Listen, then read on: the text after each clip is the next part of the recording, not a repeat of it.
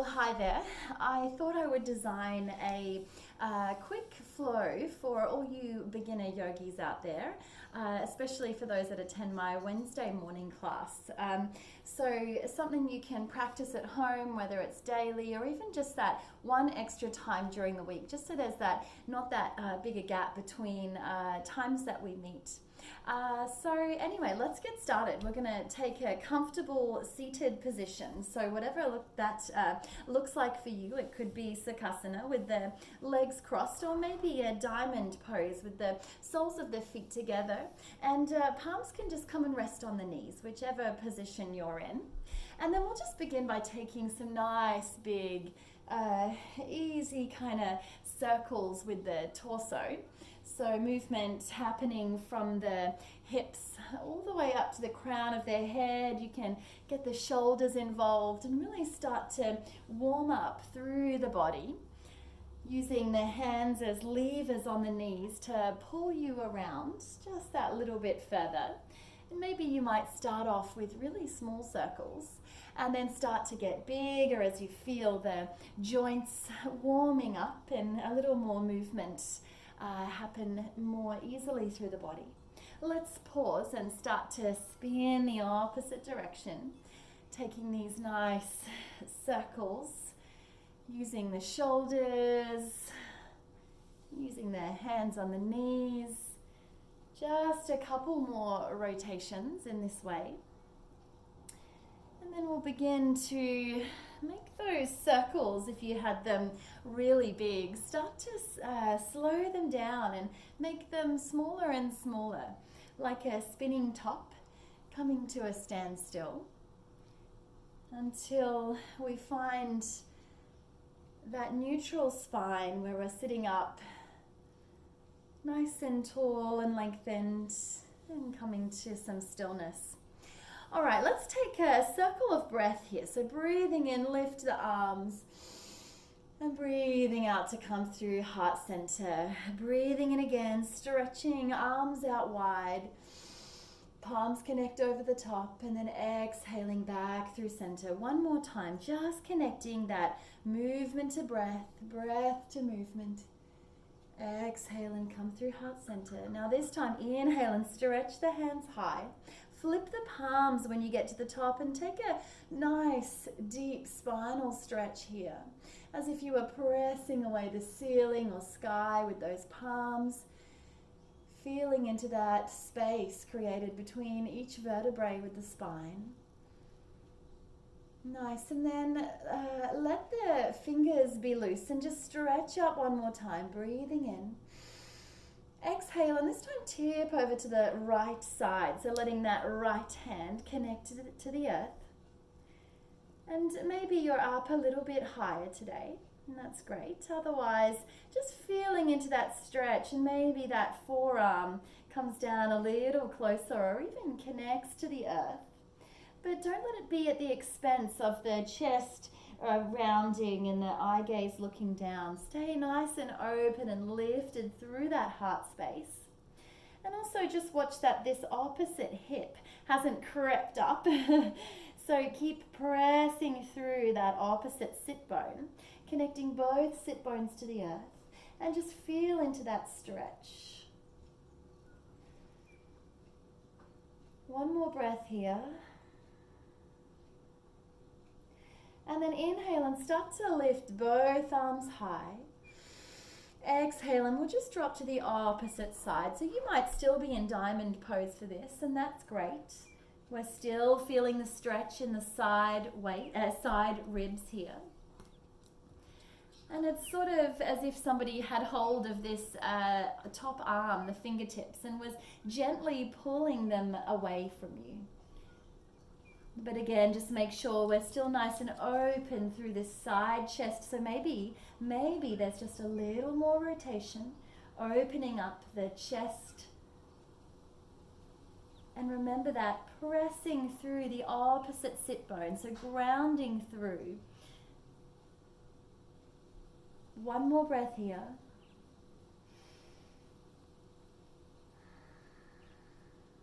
And then next inhale, start to lift both arms high. And exhale and just start to tip from the hips, folding forward and just coming to your depth. And we don't need a significant stretch happening here. Just let everything be soft and loose and nice and melty. The eye gaze can look down, head can drop. And just take a few breaths here. And if you're up a little higher in this position, that's great. Just focus on that softening. Focus on that melting away. Breathing in. Opening, finding space, and then breathing out to soften and deepen. Breathing in. Open to find space, and then breathe out and soften, melt. One more time. Breathe in. Create that space, and then breathe out and maybe melt a little further. Nice. Start to walk those hands a little closer into the body, lifting the torso high. Nice. And from here, we'll just take the hands back behind the body and start to press the chest forward this time. So using the hands as levers to send that heart forward, and shoulder blades come back, drawing back together, but nice and gently, just guiding that heart forward. Breathing into this space across the chest, and breathe out to soften. One more time. Breathe in, find some space, and then breathe out and let it all melt away. Hands can come back forward. And from here, let's just send the knees to one side and tip forward onto hands and knees, making sure that the knees are stacked under the hips. Wrists are stacked under shoulders, so doing this in front of a mirror is sometimes a good idea, and those knees are hip width distance. Let's take some cat-cows, so breathe in, tilt the sit bones up to the sky, and again, send that chest forward and open.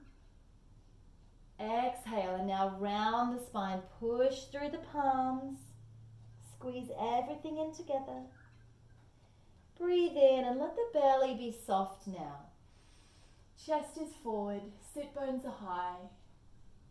Breathe out, round the spine, draw that belly button in, hug everything in together.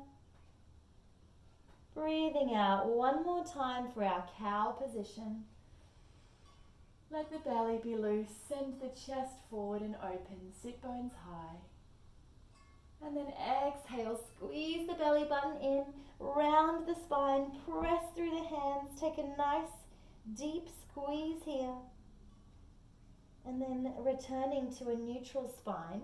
Let's send the right leg out now, nice and long behind the body, and I'm flexing my foot. You can't see it, but my foot is flexed, so in this position. But the leg is out long. Take a breath here.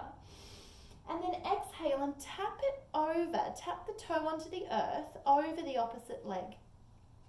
Breathe in and stretch out long. I'm just going to scoop forward so you can see my legs. Breathe out and tap over that grounded leg. Breathe in to lift. We don't need to come up too high. We're just parallel with the earth. Breathe out and tap over. One more time. Breathe in to lift. Flex the foot. And then breathe out and tap over that leg. Nice. Coming back to hands and knees position, and let's do the other side. Breathe in to lift the other leg, flexing that foot. And breathe out and tap it across that grounded leg. Breathe in to lift. And exhale to tap, and it's a light tap of that toe onto the earth. Breathing in to lift. And breathing out to tap, and I've lost count. Let's do one more. We did 4 on the other side. Breathe in to lift. And breathing out to tap across the leg. Coming back to that neutral spine. Let's take now an opposite hands to the legs. So right leg's going to stretch out long again. You've got this. Squeeze the glute, flex the foot. Find your balance, and then if it's available, take the opposite arm. So left arm is going to stretch out long. finding a point of focus, a drishti to stare at might be a nice idea here for balance. Breathe in and then breathe out, and let's see if we can connect the knee to elbow, or just having the intention of doing so. Breathe in to lift and then breathe out and send that elbow towards the knee, knee towards elbow, spine rounds, hug everything in. One more time, breathe in, stretch everything out, and then breathe out and connect inwards, curling into a little ball. Placing that hand and knee back down onto the earth, and let's just go to the other side. So firstly, just finding that balance with that leg out nice and lifted and as straight as possible, flexing the foot, finding your balance and then lifting that opposite arm. Take a breath here and then exhale and draw them in together, knee to elbow. Breathe in and stretch out. And if your knee and elbow aren't connecting and you're finding it really hard to stay lifted, option is just to place or tap the knee and hand down. Breathe in and lift. And breathe out and tap down. One more time. Breathe in to lift. Otherwise, connecting elbow and knee or drawing them as close together as you can. Squeeze everything in. And then coming on down. Now let's take a nice breath in child's pose. So finding your child's pose, you might have your knees close together, that you might send them out a little wider, and then just letting those arms drape across the floor and the forehead can melt down. And just breathing in here.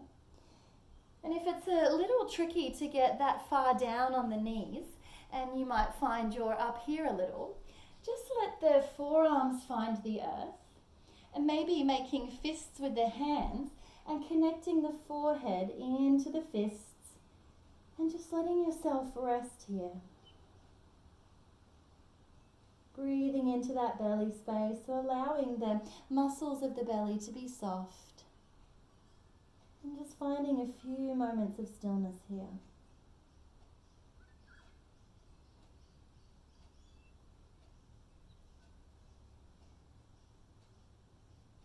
One more breath.